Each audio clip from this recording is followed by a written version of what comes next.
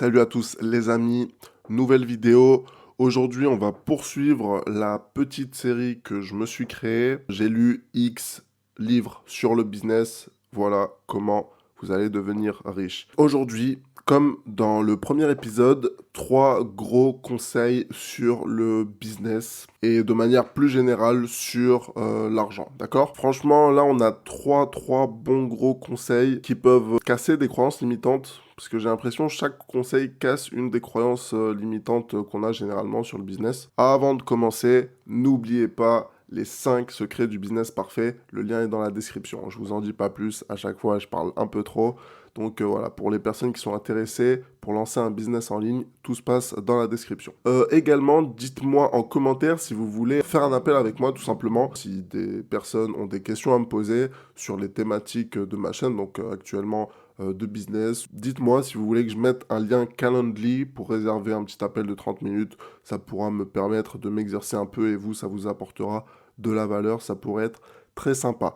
Enfin bref, on rentre dans le vif du sujet. Premier conseil, créer de la valeur de nulle part. Je m'explique. Comme d'habitude, je m'explique, créer de la valeur de nulle part. Là, on va parler en fait de marketing, ok? J'ai mis une petite phrase en anglais également dans mes notes. Si je fais la traduction en live, ça donne « Vous ne pouvez pas créer de l'argent, vous pouvez juste prendre de l'argent à d'autres personnes. » Donc ça, c'est une manière de penser qui est commune aux personnes qui font du business, tout simplement. Parce que les personnes qui font pas de business, ils pensent que l'argent va juste tomber, qu'on va avoir plus d'argent. Mais en fait, quand vous réfléchissez bien, l'argent se trouve dans le compte bancaire d'autres personnes. Vous devez tout simplement les convaincre de vous faire des virements ou d'ouvrir leur portefeuille, prendre un tas de billets et de vous le donner. C'est aussi simple que ça. Donc l'argent ne tombe pas du ciel, il vient d'autres personnes. Donc ça, c'était la petite parenthèse. J'ai mis aussi la compétence la plus importante de point savoir vendre. Donc savoir vendre, comme on l'a déjà vu dans une précédente vidéo, c'est tout simplement convaincre les gens, d'accord? Convaincre les gens que notre produit, notre service, etc. est bonne pour eux. Maintenant, dans un monde parfait, quand on crée de la valeur, on le revend au même prix de création. Donc en fait, on ne génère aucun bénéfice. Sauf que nous ne sommes pas dans un monde parfait. Les personnes ont besoin de vivre, de s'alimenter, etc. Donc, on prend un petit bénéfice en plus, tout simplement pour pouvoir se rémunérer. Ce petit bénéfice en plus, c'est la valeur perçue. Ok, là, on va parler de valeur perçue et de valeur réelle. On va prendre un exemple. Imaginons, vous avez cette gourde. Sa valeur réelle, c'est tout simplement combien elle a coûté, donc à fabriquer, la main-d'œuvre, etc., etc. Imaginons, bien sûr, je donne des prix hypothétiques, imaginons que sa valeur réelle est 5 euros. Vous allez l'acheter peut-être 10 euros, donc 2 fois sa valeur réelle. Sa valeur perçue, c'est 10 euros. Mais pour que quelqu'un perçoivent que cette gourde vale 10 euros, il faut tout simplement donner des arguments marketing et convaincre la personne. Donc, vous pouvez dire qu'elle a des fonctionnalités ou qu'elle va vous permettre de mieux vous hydrater, etc., etc. Bon, là, je ne vais pas rentrer dans le détail du marketing, mais si vous faites une bonne page de vente, une bonne vidéo de vente, etc., des bonnes créatifs publicitaires, vous pouvez tout simplement convaincre une personne que cette gourde vaut 10 euros et que même ces 10 euros, ce n'est pas un prix qui est cher. Et du coup, vous allez vous faire votre marge sur la valeur perçue. Si vous avez bien compris ce que je veux dire, c'est que la compétence la plus importante permet d'augmenter la valeur perçue de n'importe quel produit ou service que vous pouvez proposer, et ce qui augmente significativement votre rentabilité et vos revenus, tout simplement. C'est pour ça que c'est la compétence la plus importante. Également, dans mes notes, j'ai fait une petite parenthèse, j'ai mis persuasion et manipulation parce que souvent les personnes pensent que c'est la même chose, que essayer de persuader quelqu'un, c'est essayer de le manipuler.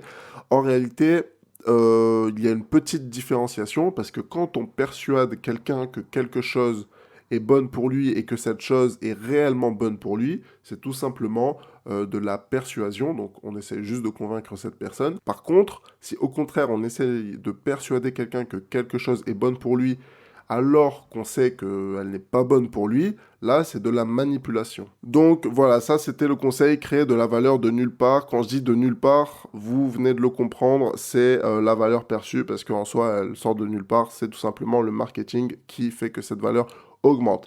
Normalement, vous m'avez compris, on passe au deuxième conseil de la vidéo, ne pas faire la compétition sur les prix, augmenter ses prix. En réalité, il y a plein de nuances à avoir. Même moi, j'ai fait plusieurs erreurs dans mon business à cause de ça.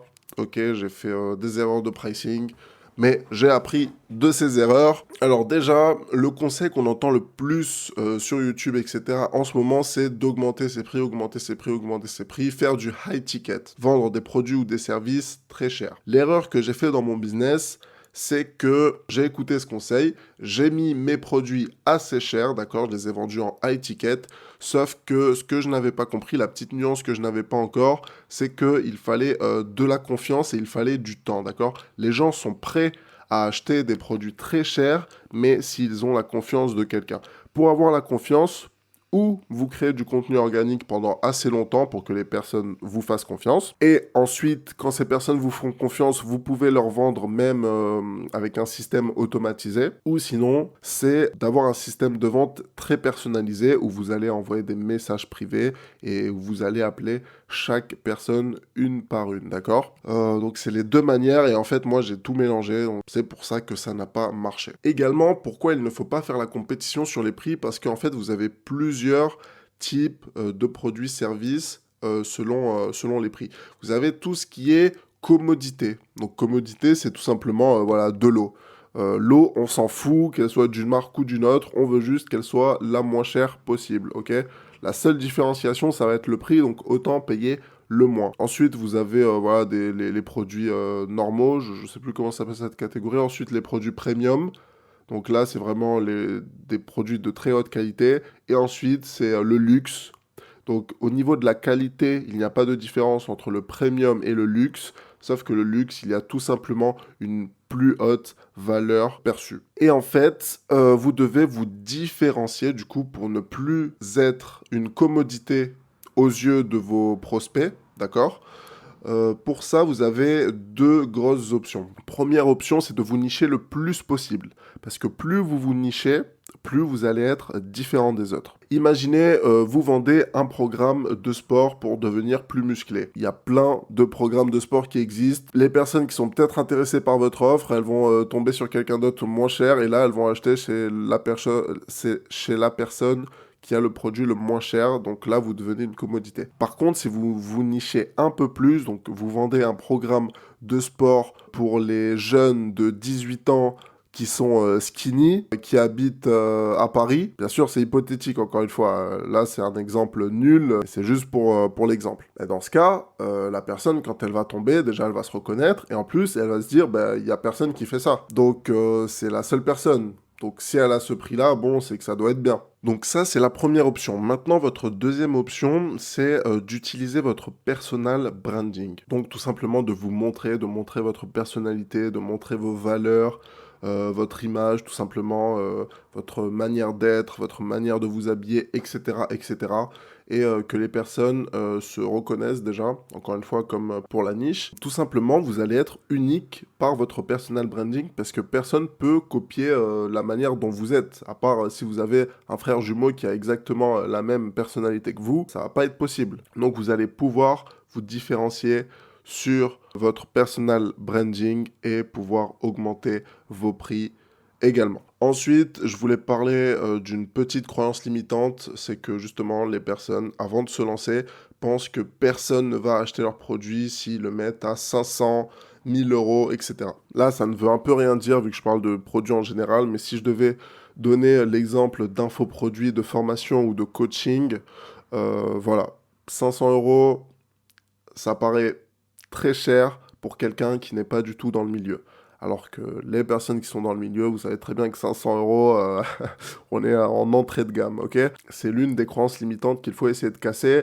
Et en réalité, pour la casser, faut tout simplement aller sur son site, changer son prix, rajouter un zéro, attendre qu'on a une vente et voilà, vous avez votre vente. Il y a une personne qui est allée, qui a acheté à ce prix-là et vous y croyez maintenant. Vous avez la donnée, la data. On va passer très rapidement au dernier conseil. Je vais essayer de faire vite parce que la vidéo elle est un peu longue, j'ai l'impression. Là, on va parler plus de prospection et d'acquisition. C'est tout simplement le volume. Donc, le volume est la variable la plus importante en prospection, mais je dirais même en acquisition tout court, quel que soit le canal, parce que en soi, quand on fait du contenu organique, plus on en poste, si on poste une vidéo par jour, ça va être beaucoup mieux pour le référencement, etc., que si on poste une vidéo par semaine ou une vidéo toutes les 2 semaines. Ce n'est pas très correct de dire ça, mais même en publicité, en soi, c'est important, mais en fait, volume égale argent. Donc, plus on a d'argent à mettre, mieux c'est, parce que ça va nous faire plus de volume. Il faut vous dire que vous devez être de partout, d'accord ?